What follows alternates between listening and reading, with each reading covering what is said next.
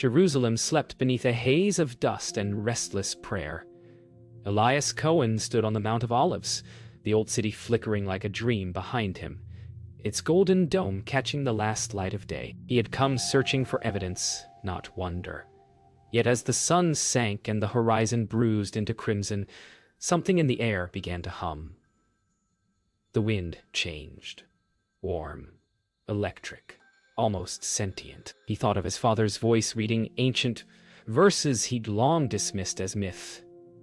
What is faith, he wondered, if not the longing to explain what reason cannot? Miriam al-Said watched from beside him, her scarf trembling against the gust, whispering that locals had seen the sky bleed the night before. Elias smiled, half mocking, half afraid. When the first streak of red split the clouds, silence fell over the hill. The earth seemed to pause, listening. A faint vibration rippled through his bones. If this isn't divine, he whispered to himself, then what else could it be? The question hung there, unanswered, suspended between faith and disbelief. As the sky began to burn, night has fallen, yet the crimson glow lingers. In a small archaeological tent near the Garden of Gethsemane, Elias records notes by lamplight. His voice trembles as he dictates into a recorder, trying to sound rational. He calls it a refraction anomaly. Though he cannot explain why the air tastes of metal or why his compass spins without rest. Miriam enters silently, her face pale, holding a clay fragment she found near the olive trees, etched with a symbol matching one from his father's journal. The silence between them hums. She asks softly, "Do you believe now?" He answers with weary deflection, "I believe in data."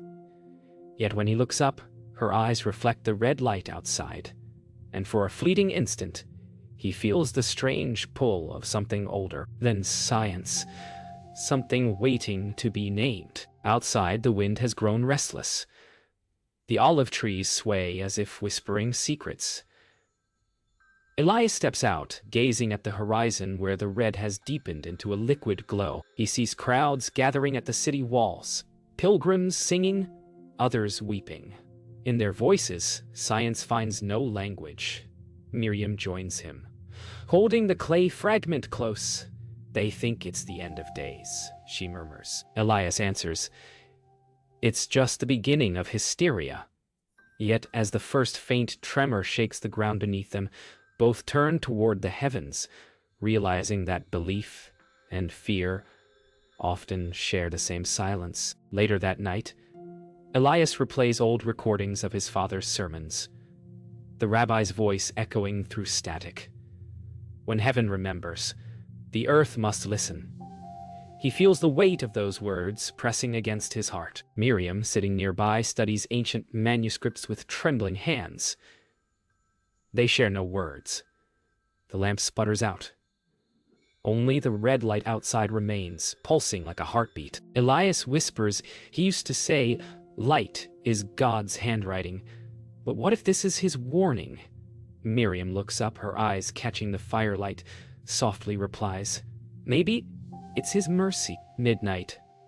The red sky brightens suddenly, casting the world in radiant silence.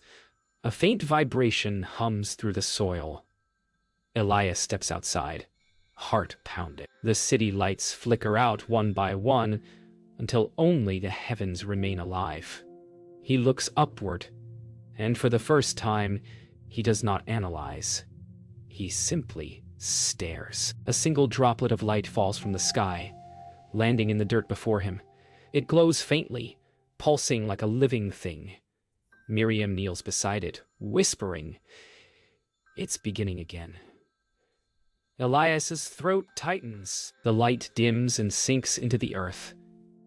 Somewhere, faintly, church bells begin to ring. He feels the world turning towards something vast and unnameable. The night breathes. Morning bleeds through the tent walls, pale and trembling. Elias wakes to silence, his recorder dead, the air heavy with the scent of burnt ozone. Outside, the city stirs uneasily. He walks to the ridge, overlooking Jerusalem, his father's journal clutched in one hand. The words blur before him, as if rewritten overnight. The covenant is not remembered by stone, but by blood. Miriam joins him, her eyes tired yet luminous, holding a clay shard marked with the same inscription. For a moment, neither speaks. The wind moves gently through the olive branches, whispering verses older than memory. Elias mutters, "Coincidence," but the tremor in his voice betrays him. The sky above remains stained with faint red veins, as if heaven refuses to heal. Somewhere bells echo across the hills, calling the faithful and the lost into the same uncertain morning. By midday, the streets are crowded with pilgrims. Vendors sell candles and icons, prophets cry warnings, and soldiers watch from armored vehicles. Elias and Miriam move through the chaos toward the western wall. The air vibrates with chant and fear. He stops at a stall where a boy sells fragments of old parchment, each claiming to foretell the bleeding sky. Miriam studies one, her lips tightening. "This symbol. Look," she whispers, showing him the same spiral etched in her artifact. His pulse quickens. "It's mathematical," he argues. "A repeating pattern," she answers quietly. "So is creation." The words land heavier than thunder. Around them, the cries of worshippers rise like waves crashing against eternity. Inside a small chamber beneath the wall, lit by oil lamps and trembling shadows, Elias examines the clay shard through his lens. He traces the spiral with a trembling finger. It mirrors the mark in his father's old notes. Miriam stands close, her voice low. "Your father came here once, didn't he?" Elias nods. He said he felt the sky breathing. He almost laughs. But the memory stings. The walls seem to exhale dust and warmth, as if the stones themselves remember. From somewhere deep beneath, a faint rumble sounds, a pulse, slow and deliberate. Elias and Miriam lock eyes. "It's seismic," he says. "Or sacred," she answers. For the first time, he cannot decide which. That night, they seek Father Matteo, the aging priest, whose church overlooks the valley of Hinnom. His candlelit study smells of old wine and older scripture. He listens without surprise, only sadness. "The last time the sky bled," he says, "my predecessor sealed this room and prayed for 3 days. He shows them an ancient vellum marked with the same spiral." Elias's rational mind strains against coincidence, yet the convergence feels impossible to deny. Matteo places a trembling hand on Elias's shoulder. "Some signs are not sent to be studied," he murmurs, "but to be answered." Elias glances toward the window, where crimson threads stretch across the night. For the first time, he feels the pull of surrender. Elias and Miriam walk back through the sleeping city. The streets are silent, emptied of merchants and sound. Overhead, the bleeding sky flickers faintly, like a dying ember refusing darkness. They stop at a bridge overlooking the Kidron Valley. The wind tastes of dust and iron. Miriam breaks the silence. "When your father prayed, what did he ask for?" Elias closes his eyes, hearing the old man's voice in the rustle of leaves. "For proof," he exhales slowly, eyes opening to the trembling heavens. He wanted to believe that God still speaks. Miriam whispers, "And now?" Elias answers almost inaudibly, "Now I think he's shouting." By the third night, the red light no longer flickers, it burns. Jerusalem's rooftops gleam like molten glass beneath a sky alive with veins of fire. Crowds pray in the streets, voices colliding like waves. Elias stands among them, sweat beading on his forehead, his journal clutched tightly. Miriam beside him records the chants, her face illuminated by the crimson glow. The air vibrates with a strange hum, a sound too vast to name. Suddenly, a child points upward. From the heart of the sky, a ring of red light spins slowly, widening with each rotation. Panic spreads.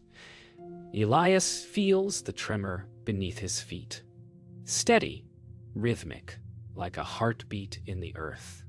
"It's seismic activity," he mutters, but the words sound hollow like dust.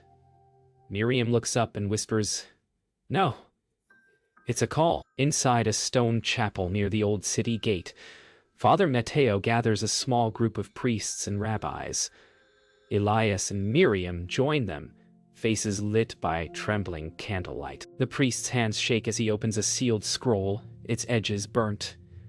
"This prophecy was written after the Second Temple fell," he says. "It speaks of a time when the heavens would turn to blood, and man would stand between ruin and rebirth." Elias scoffs, softly, but listens. The words echo in his mind like a familiar melody. "He who denies the sign will become its witness." He stares at the scripture, feeling its pulse beneath his fingertips, as though the parchment itself is breathing. Miriam whispers, "Maybe your father knew." Elias lowers his eyes. For the first time, he cannot argue. Outside, chaos grows. The red sky pulses brighter, each surge accompanied by tremors that rattle windows. Lior Benheim, an Israeli officer hardened by years of conflict, orders evacuations near the Temple Mount. Elias intercepts her, demanding access to the observation towers. "You'll see nothing but fire," she warns. He answers, "Then I'll know it's real."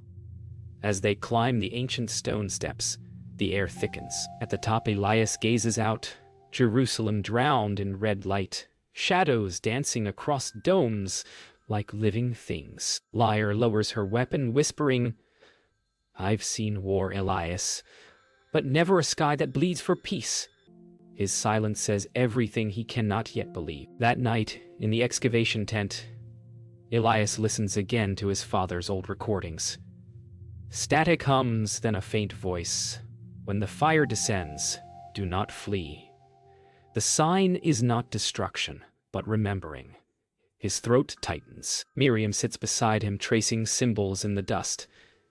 "He was trying to tell you something," she says.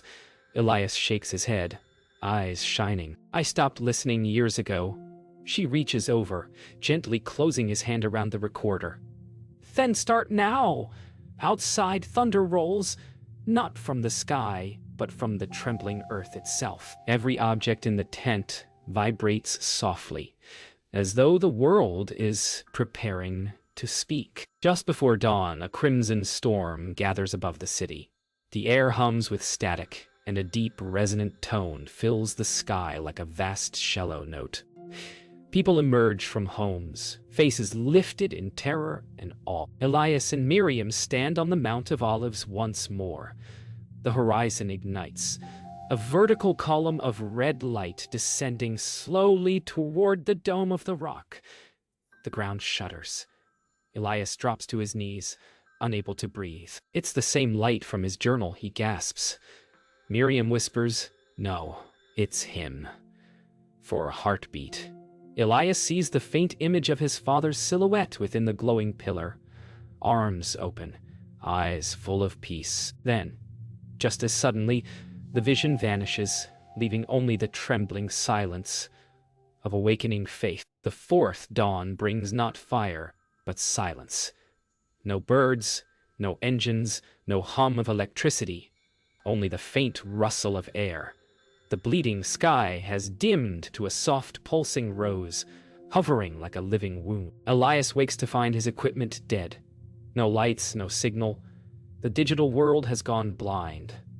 Miriam watches him from the tent's entrance, her expression unreadable. "It's as if heaven unplugged the earth," she whispers. He forces a hollow laugh, but the weight in his chest is real. Across the hills, Jerusalem lies motionless, its towers still, its streets empty. For the first time, he feels the world holding its breath, not in fear, but in waiting. They walk through the deserted city. Abandoned cars line the narrow streets. Candles burn in windows where people once prayed. The silence amplifies everything. Their footsteps, the rustle of wind through broken prayer notes, the beating of their own hearts. At the Church of the Holy Sepulchre, the great doors stand ajar. Elias hesitates, recalling his father's warning. Silence is where God hides. Miriam steps inside first, her voice echoing softly. Maybe this is where we listen. They move through corridors lit only by remnants of moonlight. Every sound, every breath feels sacred. In the chapel's deepest chamber, they discover a sealed alcove. The walls bear ancient carvings, spirals, flames, and words half buried in soot. Miriam brushes her fingers over them, eyes widening. It's the same inscription, she murmurs. Elias traces the lines beside her, the stone warm to the touch. Suddenly, a faint vibration runs through the walls. Steady, rhythmic, like a heartbeat. The carvings shimmer briefly, glowing red before fading. Elias stumbles back, breathless. "It's not the sky," he whispers. "It's beneath us." Miriam looks up, voice trembling.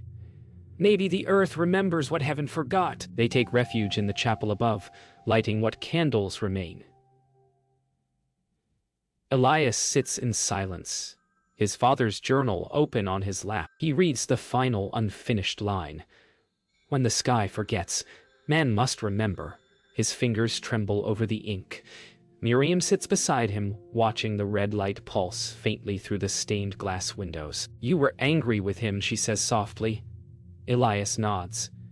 "He believed too easily, and you stopped believing at all." The words hang between them like incense. He exhales slowly, eyes glistening. Maybe both of us were wrong. Night falls again, deeper than before. The crimson hue dims to black, then returns in slow, rhythmic waves, breathing like a living thing. Elias and Miriam lie awake on the cold stone floor, listening to the world hum beneath them. Suddenly, a faint chime echoes through the air. No bell, no machine, just pure tone, resonant and human in sound and warmth. Miriam's eyes fill with tears. "It's not silence anymore," she whispers. Elias gazes upward, his expression breaking open, raw and childlike. Maybe it never was. The tone fades, leaving only stillness, but it feels alive now, wholly inhabited. Elias dreams of his father for the first time in years. The dream is vivid. Rabbi David Cohen stands within the same crimson light that blankets Jerusalem. His eyes gentle, filled with the sorrow of one who waited too long to be heard. He says nothing, only reaches out his hand, palm upward, as if offering forgiveness Elias has not earned. The silence between them is unbearable. Elias tries to speak, but his throat will not open. When he wakes, the echo of his father's breath lingers in the air, faint and real. The candles have burned low, their wax pooled into crimson rivers on the stone. Miriam sleeps beside him, her face peaceful beneath the trembling red glow. For the first time, Elias feels that something beyond reason has touched him, and that it has been waiting all along. Outside, faint drops of crimson begin to fall from the sky, not rain, but light itself, descending slowly like liquid fire. The city gathers beneath it, faces lifted in silent awe. Elias and Miriam step into the open courtyard, each droplet glowing briefly before vanishing into skin and stone. Father Mateo approaches through the mist, his black robes glistening red. "It's begun," he says softly. "Heaven remembers." Elias looks around. Children, laughing, soldiers kneeling, strangers embracing. He whispers, "It's beautiful." Mateo's reply cuts through him. Beauty is only mercy seen too late. The priest's eyes glimmer, filled with both faith and fear. Above them, the red sky pulses brighter, as if breathing through every living soul. Later, Elias walks alone through the valley of Hinnom. The crimson light has softened, now pulsing gently like the rhythm of a distant heart.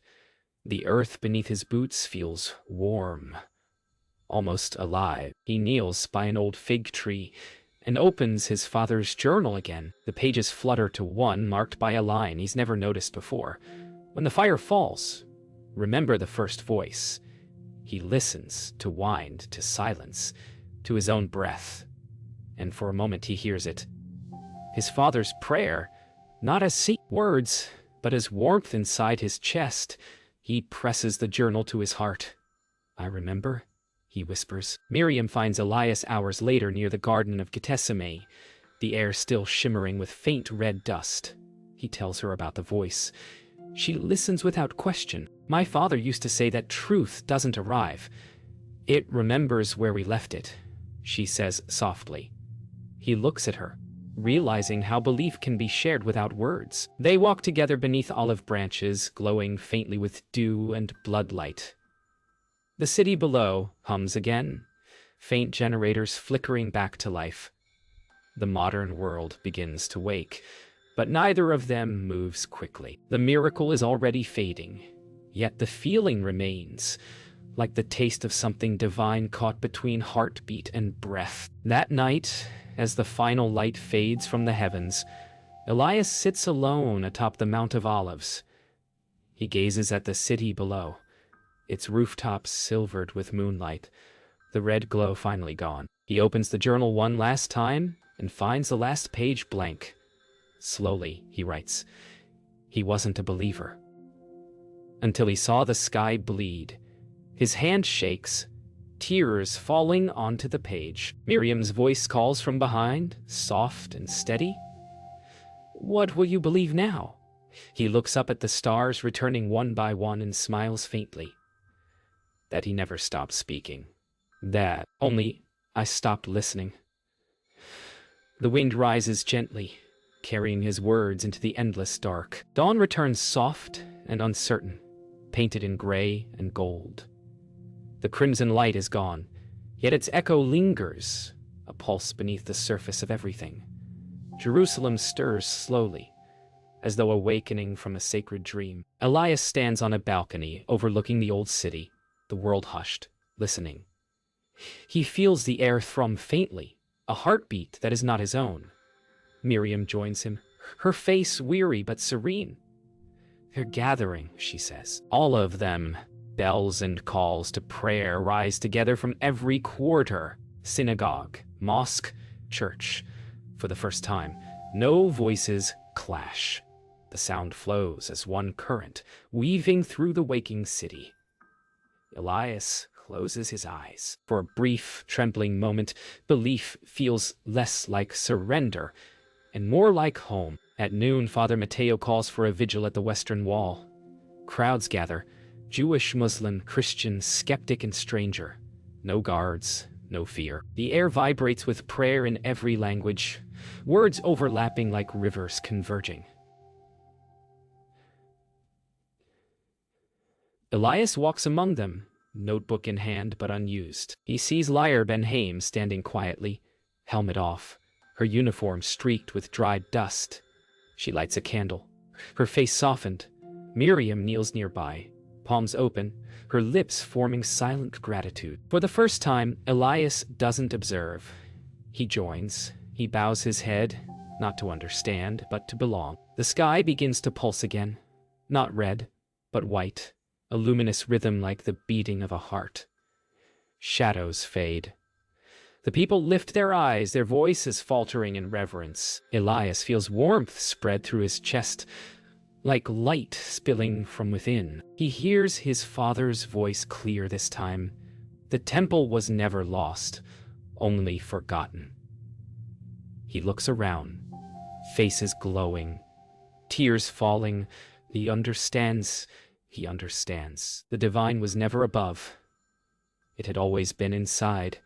He whispers, "The heart of man is the true temple." The words ripple outward, carried by the hush. As the light steadies, Father Mateo steps forward, his voice trembling. "This is no miracle of warning," he declares. "It is remembrance." His words carry over the crowd like a wind. Lyre falls to her knees, tears streaking her dusted cheeks. Miriam leans close to Elias, whispering, Your father would have stood here too. He nods, unable to speak. The air hums louder now. Church bells, calls to prayer, shofars. All in one ascending harmony. For a heartbeat, heaven and earth sound like the same language. As dusk descends, the light begins to fade. But peace lingers.